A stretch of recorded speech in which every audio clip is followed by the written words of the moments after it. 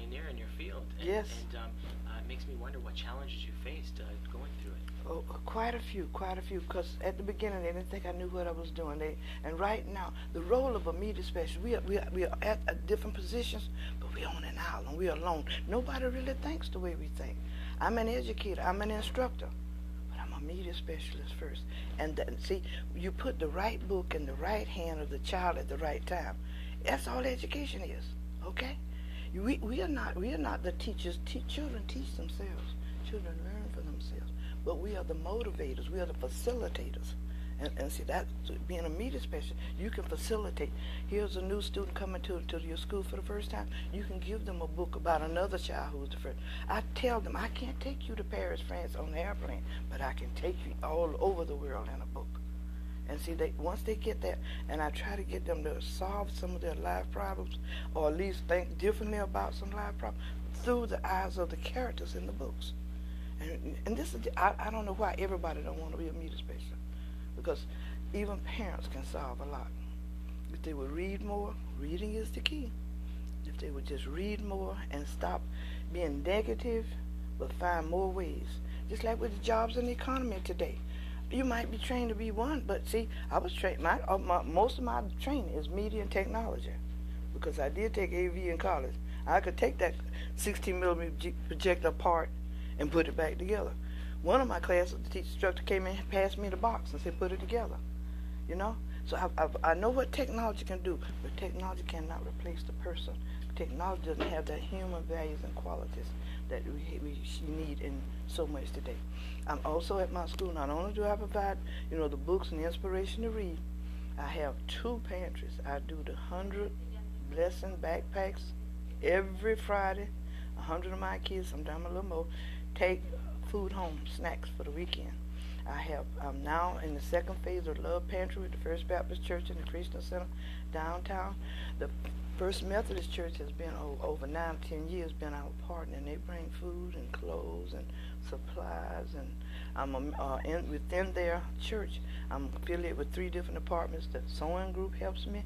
The computer groups, we did over 39 or more computers last year. We put them in homes. They repaired them, give them to me free. I give them to the parents free. Then I'm a part of what they call Feed the Needy. They bring me 3 or 4 boxes of food every month. They've been doing that. We've been doing that for years, and I'm just so thankful. First, a New Bethel Church, church from Postel. It was the pastor for many years, but he's the former pastor now. Bowden is the new pastor just within 2 months, and he said he's going to carry on. They help me with the kids at various holidays. I walked in the other morning, and there was on my table a table full of food, table full of school supplies. Then at least every other week they bring me loads and loads. They go get bread for us, and I give them to the parents when they come to pick up the students. They don't bring them on Friday, so I don't put them in the book bag. I give them directly to parents. So I don't give children bread, but I give it to the adults. So I'm just blessed. I call all these divine interventions, and as I'm working with people and they see what I'm doing, then they come forth. Bless UCF. This is the second year the fraternity there, and I'm proud of wearing that button. They're the boys that go out and raise money every year, have fundraisers, and send it to the Blessings in the Backpack organization to help us sponsor the food. And so every month a check comes. And I'm just fortunate enough to work with the stores here, and I got to Save a lot of a quote up and heads up. They came to my rescue because they have like $2.11 or 10 cents per child every week. Well, we were able to do 7 snacks, for the weekend. And all of this, I couldn't do. Many years when I was younger, I thought Betty was doing it all. But as I get older, I know it was from above. I'm not doing any of it. But I'm humbling myself, and I try so hard to humble myself so that the good Lord can work through me to let His will be done and to reach the families that He wants me to reach. And also, UCF, through the College of Education, at least once or twice a month, they say, oh, we're here. And they back up the cars and back up the vans, and I get the push carts, food, clothes. Can't forget Grace Covenant Church. We're out on Peel. We have volunteers that come in to tutor our kids twice a week. Every month they're there at least once a week, okay? When they can, they come twice. But also from there, when it's time to do special events, like we have foster grandparents, you know, they're there because they need subsidy with the little Social Security check, and that's a foster national program. They make they don't make $2 an hour, but anyway, and they help them a little bit with transportation. They make sure that every year they get at least a little gift for them. They worked hard with getting me and our children when they go on different trips. They help them, just whatever the need is. What I do, I just make them aware, and they pick up on what they can do.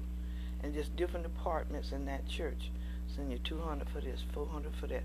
They've given us, and then supplies. They want to know at the beginning of the year, do you have supplies?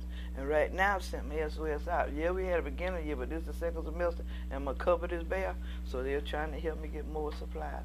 You know, where I am, I have a great outreach, and I'm just so thankful. And like I say, the College of Education, they brought over the journalism girl, and she did an article on us and everything as part of her class. And from that, others have read it and said, what can we do to help? And then in Orange County, you have a program called Fuel My School, which is your fundraiser. So I don't have to get out and try to fundraise, you know, because that's the PTA's function. But what you do, you put your 3 wishes on the computer, and you send it out. And when they go in and sign up for Exeter, they see my 3 wishes, and then they can read a little scenario why I need the wishes. And then they grant me the wish. And then once they grant me the wish, I get the message, your wish has been granted. Then I contact them and make sure, you know, we get together when they can deliver it and more explanation about what we need. So it's just so wonderful. And university hasn't forgotten us. They adopted us in 2001, 2002. They adopted Eccleston. And I told them, when you adopt somebody, you got them for the duration. It's not like a divorce. You can't quit me. So even though one of my main persons have deceased, I have to give Jan Stratton a heads up, because she was there for us and pull us off that F list when we got that F at the school. She said, oh no, we're going to help you. And so they're still with us and helping us all they can. And like I say, we are blessed. Mount Pleasant Church, they send me 20 names of the needed. Family and friends say I can help. I can bring toys and gifts. I had what you call Santa's elves, and I gathered all I could gather, and had the parents to come in, get the gift for the clothes or whatever you want, whatever I have that you can use. Get it, wrap it, put the baby's name on it, take it home, put it on the tree. So these are the types of things that I'm doing. But all the time I'm talking to the parent. I came up this year, and I'm sorry I didn't bring you a copy of what we call our parent blueprint. And it tells the parents, they have a pledge on it. Then I repeat the students' pledge. Also, I tell them how you can be what we call the honor roll parent. You have to get 85 points, which is a B+. It's the same grade scale as the children. And if you get your 85 points, at the end of the year, we're going to honor them. They're going to march across the stage. Now, to be a power parent, I'm trying to encourage them to be the power parent. Not only do you make the honor roll, but your child has to make the honor roll too.